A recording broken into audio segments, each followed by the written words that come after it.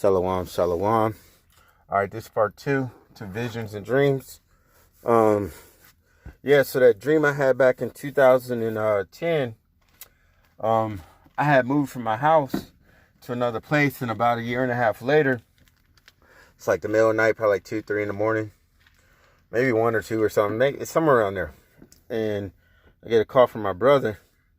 Now, when I say my brother, this is like a family that took me in, because I never knew about the other 5 people until like 2017, around March-ish. Now I get a call from my brother. It's like 1 or 2 in the morning. I'm sleeping. And he's like, "Hey man, you alright?" And I'm like, "Yeah." He goes, "Man, I just had a dream that everything was on fire." He goes, "Me and the family was trying to leave." He goes, "I was looking for you." And he goes, "But all the people kept saying you was chosen. And they kept pointing and stuff saying you was chosen, you were chosen, you were chosen." So he was like, "I left my family and everybody to come look for you." There was one more thing I wanted to say to Salakia. You know, I when I'm working, this stuff come to me. Man, it's about these dreams and stuff, you know. Darn it, it would come back. But yeah, I definitely want to get that one up on there, because I forgot to tell y'all on the last video, part 1. So I'm gonna go ahead and label it. And man, I'm really trying to think of what it was. Sorry, it didn't come back to me, man. I'll put it in a different video. But yeah, you know, a lot of people don't believe in these like dreams and visions. And you know, right now, a lot of people getting visions and dreams. My father ain't ever lied to me. You know, he told me, "Oh, there we go." Yeah, there was another time. Oh, there we go. It's 2 things. So one time we were at a party, and you know, I'm standing there, and this is back, man, I was like 20, maybe 20, 22, 21, somewhere around there. And you know, we're having like a couple of drinks, and you know, it's a couple fighters and models and stuff. And one girl, she does like, I guess she's so-called psychic and stuff too. And she goes, like, people kept asking her, like, "Hey, read my future, tell me my future." And she goes, "Why are you guys asking me?" And I ain't never met her before in my life. And she's like, "When he is standing right there, when that guy right there could tell you more than what I could tell you." And then there was another one I just wanted to say, man. It was about, darn it, I should have said that one first.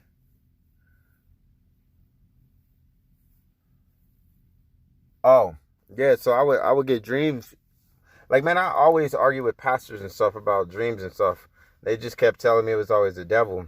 And I mean, it'd be like, I just wake up sometimes and, like, you know, I have a dream and I call somebody. I'll be like, "Man, that dream you just got in a car accident." And they'll be like, "Man, I don't know how you do this shit." But they're like, "We just got done snowboarding and we just got in a car accident right now." Like, literally, like, we just got in a car accident. Like, they be like, "How do you do that?" Well, like, if y'all don't believe in visions, y'all don't believe in dreams, then y'all ain't believing in the power of Yahweh Shem Shai. Because, I mean, people ask me to all the time. They be like, "Why don't you charge people money and stuff like that?" I'm like, I ain't like that. I ain't one of them type of psychics. I don't do this for that. You know, like, if the Most High put something on me to tell somebody, give me a vision or give me a warning to warn somebody, I'm going to tell them. You know, like when Texas flooded, and, you know, I had a dream about that. Woke up, put on Twitter or Facebook, "Hey, I had a dream Texas flooded." Then like a day later, 2 days later, all of Texas flooded. Like, I mean, this was like, I want to say like 2, 3 years back, you know, like, you know, when he give me that vision and that dream, I'm going to just say it like it is, you know, regardless of what people think, you know. And it's just like that. In this truth, you're going to be alone, you know. And then when you alone, that's when you're going to get the best, like, you're going to get the best in touch with yourself, with your how about Shem Yashai, you know, because it's just you and him, you know. There can't be no lies. You ain't got no distractions. So, you know, don't be sad to be by yourself, you know what I mean? So, I mean, there's a difference between being alone and lonely. Just because you're alone don't mean you're lonely. You know what I mean? So this is a hard walk. Not everybody else can walk this life, you know what I mean? So there's a lot of other stuff, he's told me, and like, okay, so like when I was little, I was about like 1 or 2 years old. So I remember way back. I can remember, I'm telling you, I can remember back being in the womb. Like I remember way back. Even my cousin, he'd be asking me, he's like, man, how do you remember those conversations? You was like 1 years old. I'm like, yeah, I could just remember. Um, but like my mom used to ask me, she goes, why you always playing a newspaper? Why you always playing homeless? I told her, I was like, one day we all gonna be homeless. And me and my family done gone through homelessness, but that ain't what I'm talking about. One day everybody gonna be walking around pilgriming homeless. It's gonna happen. You gonna be homeless. You guys need to prepare for it, because if you're not spiritually ready for this Book of Eli type stuff, they letting you know all over all these movies. If you ain't ready for it, if you ain't got the power of Yahweh Shem Yahshai, you are not going to survive it. It's just not going to happen. You know what I mean? Like, I don't know what to tell y'all, but either you get the faith of Yahweh Shem Yahshai, or you just don't. If you ain't been in search for the Father, man, like, if that spirit wasn't put in you since you was like in the womb, like, to be searched after, your Father, then I don't know. You know what I mean? Like, because he chastises who he loves. If your life is perfect and you perfectly happy and you don't got no worries, man, I would be worried. Honestly, I would be worried, because my life is difficult as shit. I mean, it ain't really difficult. I mean, I go through stuff, and a lot of people be like, man, if I was you, I would have killed myself. That's why he didn't give you this life. He gives you what you can handle. There's some stuff that I can't handle, but the stuff that he gives me, that he walks with me, you know what I mean? Or he ain't even walking with me. He carrying me through, so it's like that, man. Either you going to have that faith, because there's times, we all lose faith. It's like one time I was working, and, the Most High was trying to save me. Like I had this boss that was fucking tripping when I was doing asphalt. And he's like, you got 15 minutes to get this truck clean and be back at the hotel, because we was out of town working. So I'm rushing and trying to get the truck clean. I'm almost done, and my hat blows off. And there ain't really no wind. My hat blows off. It goes into this oil. And I'm like, why?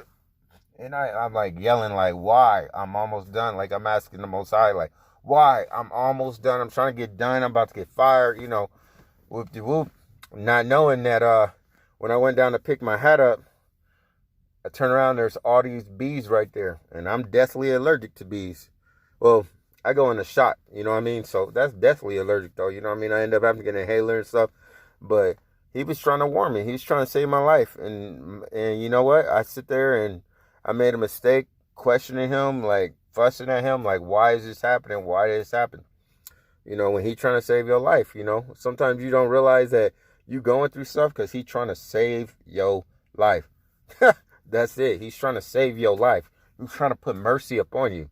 When your life is hard, it's because he's trying to give you mercy. He's trying to show you something. He's trying to get you out the situation that you're in. He's trying to open your eyes so you can have mercy and be saved. He's trying to give you this word. But a lot of you keep rejecting this word, So with that said, I just want to put that part 2. So I want to say Shalom, Yahweh Shem Yahshai, Brakatah Yahweh, Brakatah Yahshai, Brakatam, to the Aki. I'm out there keeping this word truth in all sincerity. Keep doing it. The water, we appreciate it. We appreciate you guys so much, even though we know, sometimes you guys be tired, low in the spirit. Keep putting this word out, I'm learning stuff every day. I teach what I can. Whatever you learn, teach what you can. If you only know one scripture, put that word out, because the Most High might send you one person. They might need just that one word. Whatever you know, teach what you can. Get it out, because we're trying to wake up all the men of Israel. We're trying to get up out of here. And Adawan Ratazah, Yahweh Ratazah, this year coming up will be the year, and that we'll be Exodus up out of here, because I'm ready to go home. I'm ready to live lavishly, and I'm ready, we still got to get through Jacob's trouble and everything, but, we at the beginning of stuff, we at the beginning of race wars. We got riots already going. We just waiting for the Most High to turn it up. And right now he's giving you guys mercy, the chance to be able to wake up to see what's going on. especially you wicked women, because you guys are about to get it the worst. He's trying to give you mercy. He's trying to allow you to be saved. He's trying to let you be with the man of the Lord. Wake up. Kwam Yasha Allah.